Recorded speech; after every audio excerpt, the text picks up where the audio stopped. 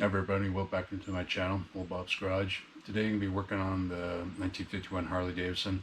Haven't done much with it. Frankly, I haven't had much time to ride with it the last while. I've got a lot of other projects going on, a lot of repairs to be done. I said earlier I was going to do set up the valve clearance. So I'm finally getting to it. Bike's in pretty bad shape right now.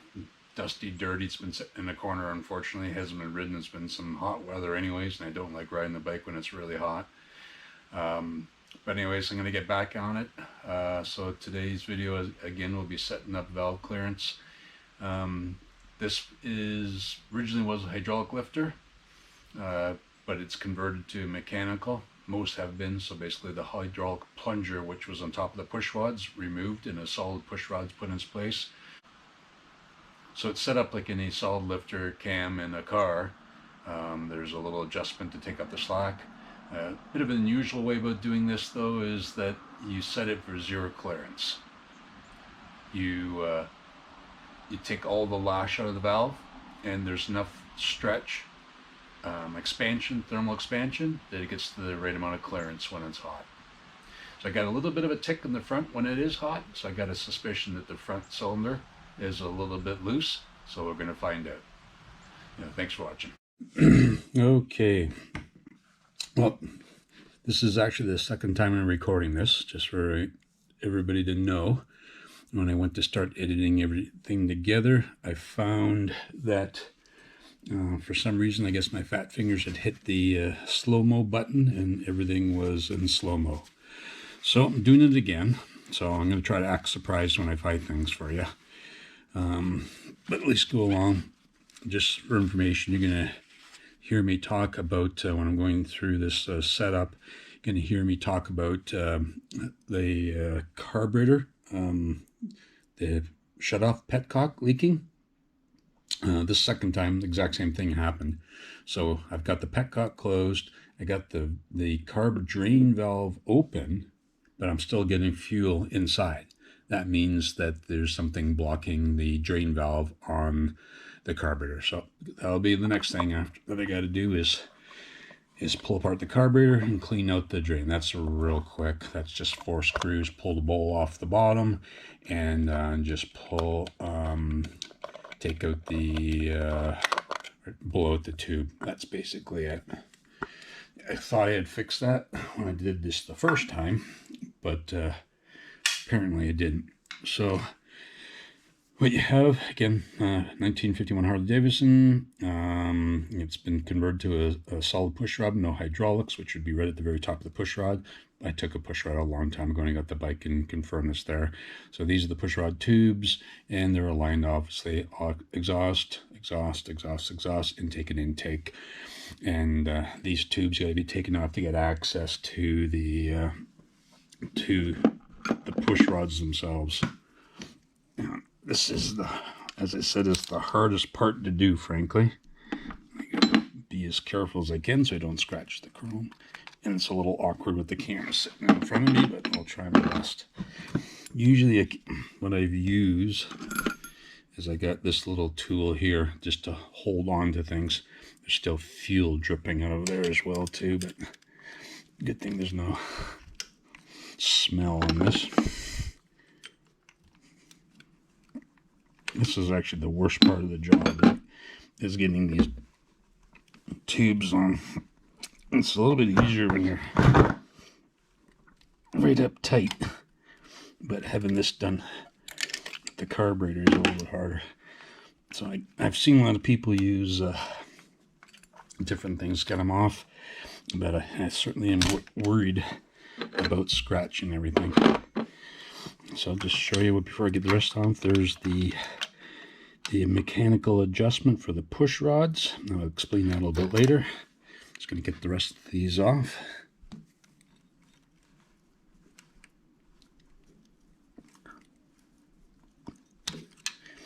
Clean parts and dry fingers seems to make it just a little bit easier. This is the hardest one of them all because of the carburetor base.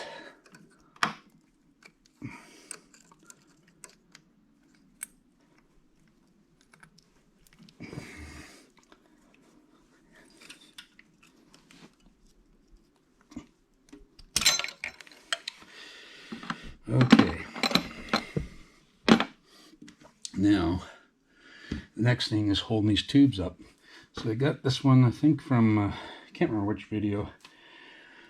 I think it might have been Pacific Mike. Seen him do this, but I'm not sure. I've seen a couple of videos on doing this, but bungee cord set up just to hold these tubes out of the way. I've seen one video that used clothes pegs, and this tied the clothes peg, or hooked the clothes peg onto the push rod. And here, I don't know if it's just because the push rods are a little bit on the short side, but I really don't have the room to do that. So I'm just hooking this up to whatever's laying about there to hold it up. And same over here. I'll move this to this side. That's the drain for the carburetor drain and the overflow. And same thing here. Oh, there goes a gasket. I put new gaskets in, new corks in on the tubes, I think about 2 years ago. Ironic, the old ones that were in there actually worked better than these replacements. Not a whole lot to them. I cleaned the tubes out as best I can. The bases of the tube, clean the bore where the gasket sits, but it still seems to want to leak. See if I can find a good spot for this.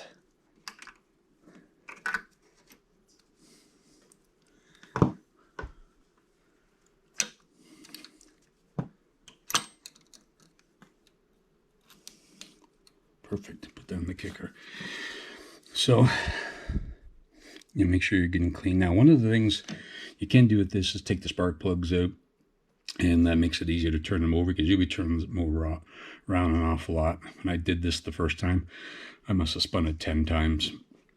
But you're turning them over and you're going around, and what you're doing is, because it's mechanical, and you know what I've read and what seems to be working for this is you're taking the lash out of the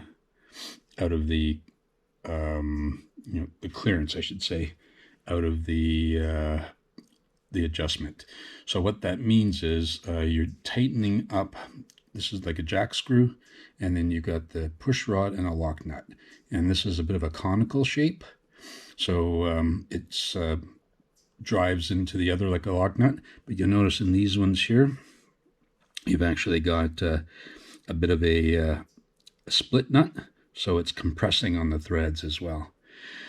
But again, what you're doing here is you're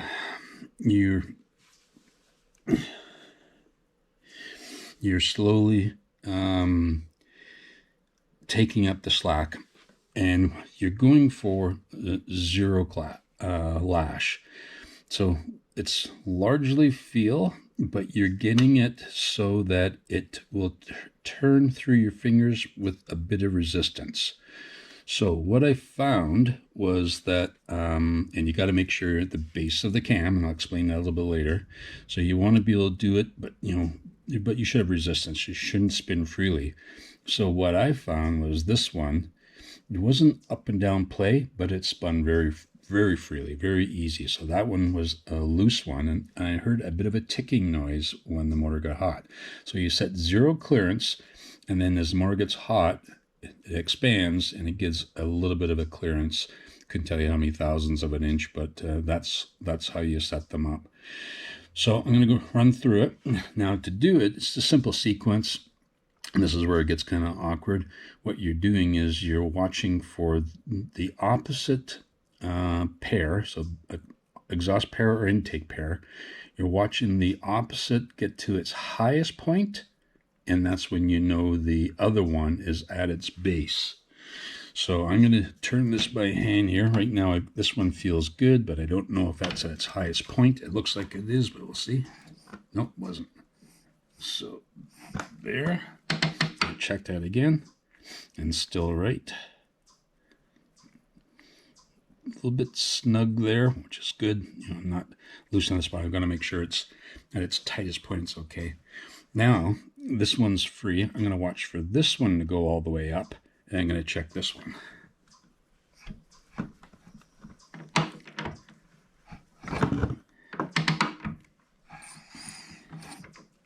it is all the way up.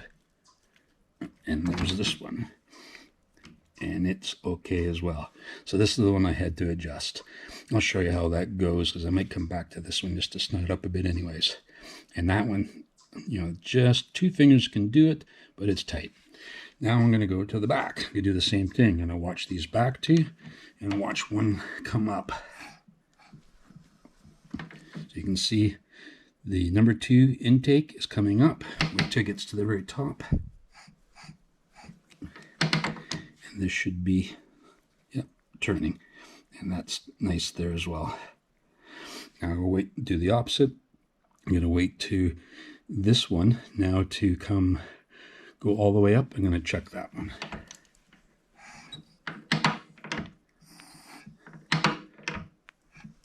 Okay, so that one's coming down. Now watching this one go up.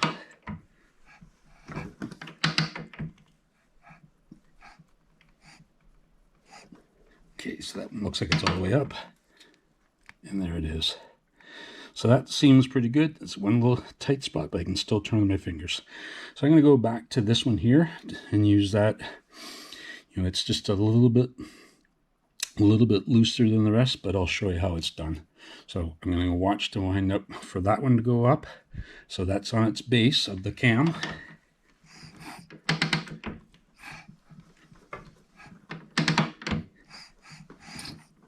So you can see that one's starting to go up. The valve is opening, waiting for it to get to the very top. You can certainly feel it on the kicker too. That feels like it. Yep. Mind you, that feels pretty good. I don't know if I want to go too much more on that one. Check the other. So it's come down. I might not got that at the right spot. Okay. Yeah, that's pretty good too. What I think I'll do is I'm going to show you on this one here. I'm going to try it one more time.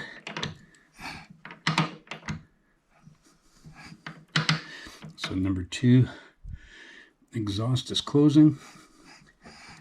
Now they're both down, or close to being down. I'm going to wait for this one to come up.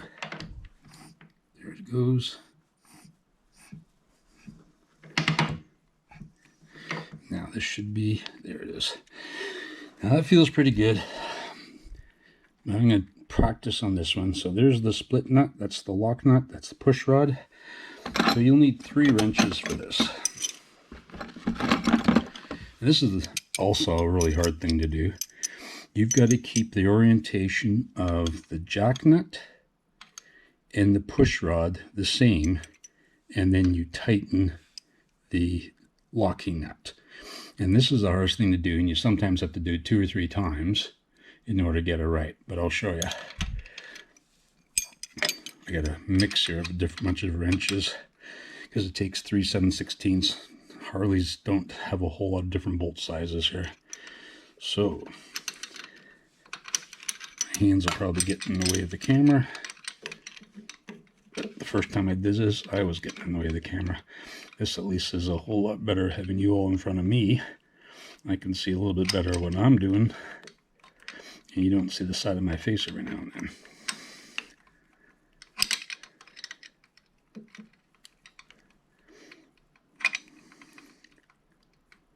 That fuel leak is driving me nuts.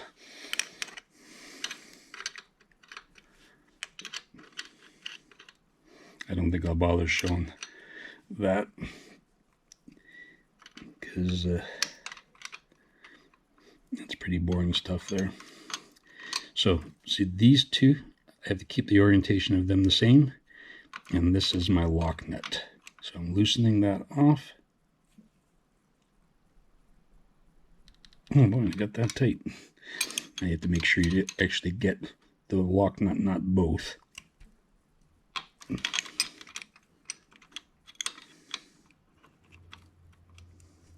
There we go.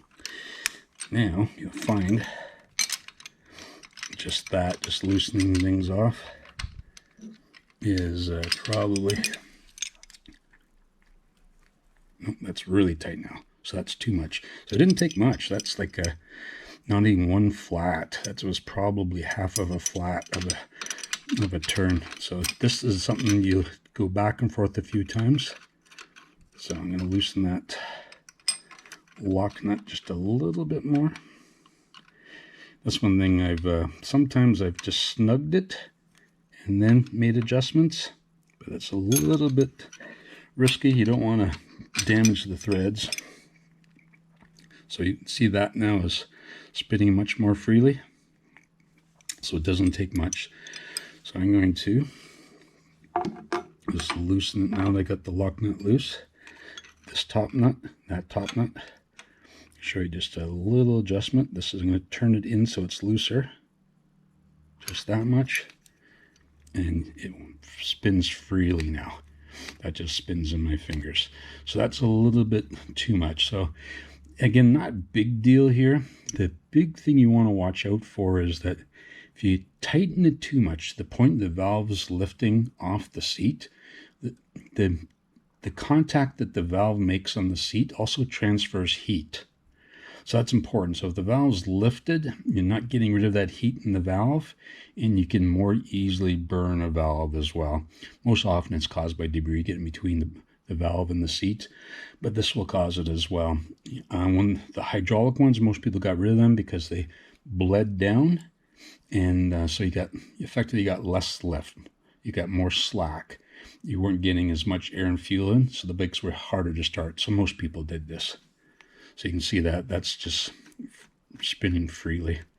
And that's the other thing, every now and then this is fairly sensitive to do. If I was just to even my fingers do this, I can turn it, the bottom relative to the top, and lock it up. That's how tight that is. So that's too much there. So I'm going to go just a little bit. Use it with the wrenches instead of my fingers so you can see it a bit better. But it's so small. That there. And I got a tight spot there, so that's good. Meaning I can get past the tight spot, but it gives me a reference. Ironically, I just turned backwards and then loosened it right off again. So this, like I said, is the hardest part. I'm going to snug this down a little bit more.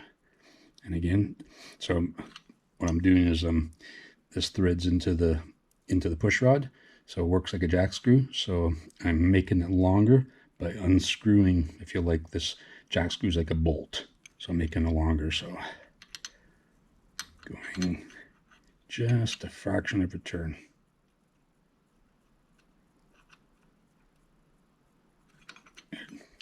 Just double check, and that feels good. So now the hard part, and this will take a few times, so I'll probably turn the camera off just to get it right. Everything's got to sort of keep snug relative to everything else.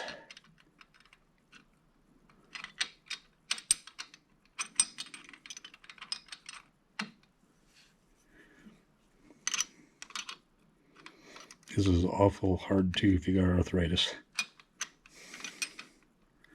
Okay, so now what I'm trying to do, I want to lock that position, so I'm tightening the jam nut or the lock nut.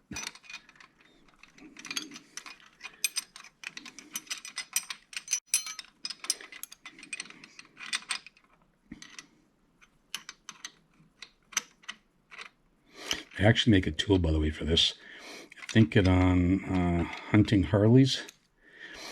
He's got a tool that picks up the top and the bottom nut, holds them together, and then you just tighten this. That's super slick, but I'm not going to get that. Oh, there we go. That's pretty darn close. I'm surprised I got that quick. Bit snug there. Yeah, maybe a bit too much. I'm going to cheat a bit. And we just gently snug that up. So it's just a tad too tight. I'm going to just do exactly what I said not to do. There. That's how little that was.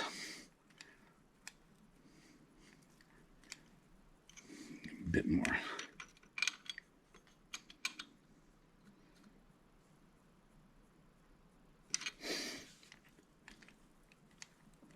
And that's good. So same thing. Tighten up that nut a bit further, but that feels pretty good. Now, when I did this the first time, it was the two front cylinders that were the loosest. And again, it wasn't any real problem. Everything was running great. In fact, the bike's kicking over with a strong battery and good plugs. There we go. Not a lot of torque on there to tighten things up, but there we go. So that's good. Okay, the next thing to do then will be to put all the tubes back together, and that's a straightforward thing. I'm gonna just double check. I'm probably turning the camera off for any debris, but frankly, I've been doing this pretty quickly. Everything's nice and clean, so not too much of an issue. Okay, so I thought I'd bring a close-up in so you can just see exactly the parts I'm talking about. So again, that's the push rod up top. This is the jack screw that takes up the clearance, and then the lock nut here. So this one here, actually, you can see it's a split. So what that is like a ball and socket.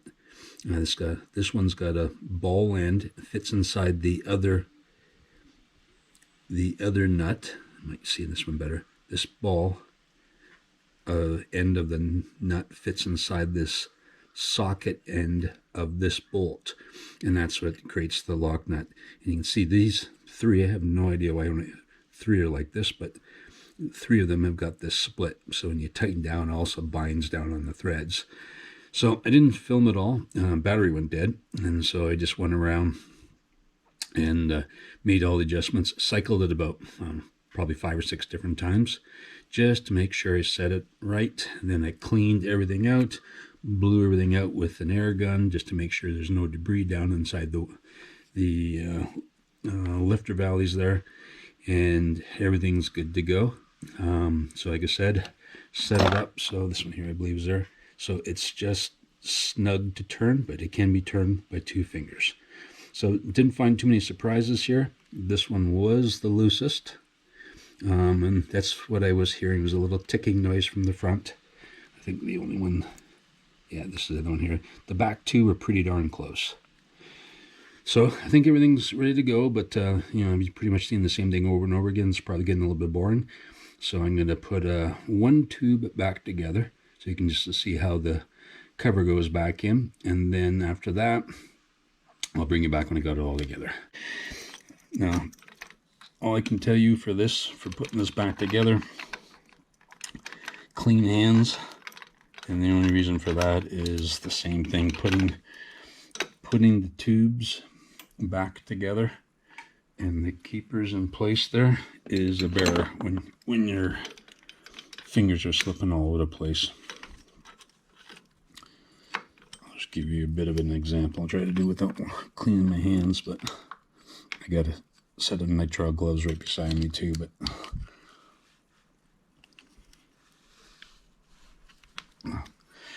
so that one's easy, and the reason is I got nothing in the way there. It will get progressively harder as we go, but that's all you got to do. Make sure everything's seated in the pockets and the top of the head, and obviously you can see that very good. So I'm going to turn the camera off, and I'm going to put the rest of them. You don't need to see me do that. I think I'll pull the bowl off the bottom of the carburetor and take a look at that as well. See what we can find there. Okay, all back together. That was a little bit of a struggle, especially this one here. Did wind up having to get a screwdriver, just get a bit of an extra leverage, and the reason behind that is because there's just not a lot of room to get your hands in there. So while I also was waiting for the battery in the camera to charge back up, clean the air filter. So I'm going to give it a start, but what I noticed when I went to do this was that as I said, I always leave the bowl drain open, the gas valve closed, but I must not have had open enough, or there's a bit of debris in the valve or the drain, because the carburetor was right full of gasoline. So I'm going to leave the air cleaner off. I also cleaned the vent down here as well, and I cleaned all the parts when the camera was charging, just in case you're wondering. I was dropping stuff all over the place, so I had to. Gave me a bit of a chance. So I'm going to try it with the air cleaner off, just to blow out all the gasoline that leaked past the carburetor, and I'm sure there was, and we'll see now if it's going to start. So again, same thing. Let's see. It's dead cold. Let's see if how many kicks it's going to take to get it started.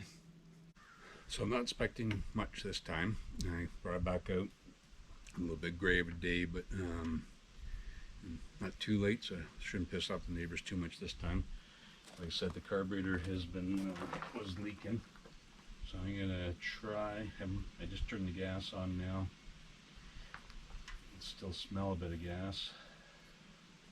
I'm going to try starting it with no prime kicks. I've turned it over so many times for doing this, plus it's been flooded. So I'm going to try it with no choke, no prime kicks, open the throttle a bit because I suspect plugs are wet now. See what happens.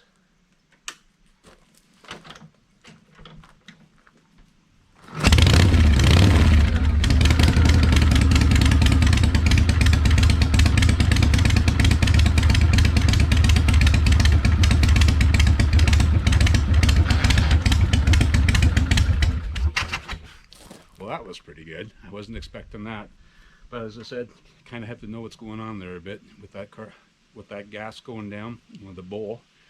That wetted everything up. Turning over, it's going to be putting more gas into it. Frankly, probably cranked enough that I pushed it out of the cylinder, but again, a little bit surprised it started that good. I thought I had some wet plugs and I thought it wouldn't go. So that's good. Let's see if it still does it again.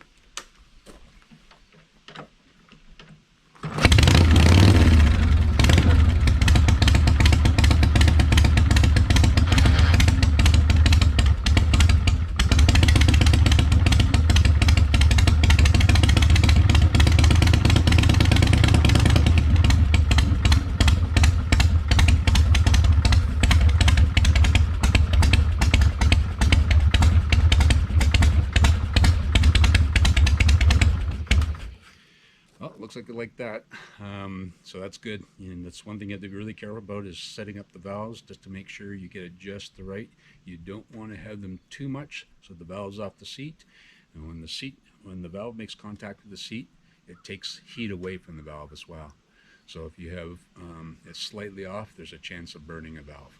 So it sounds like everything's good. There's good compression. I could frankly feel it when I was turning it over. That also could have been the gasoline as well, but it was pretty hard to turn it over near the end there. So looks everything went pretty good. I'm going to button it back up, and again, thanks a lot for watching. Next video I'm going to be doing is going to be on the clutch. Started to have a little bit of a chattering noise on that, so I'll be putting that together in the next week or so. Thanks again.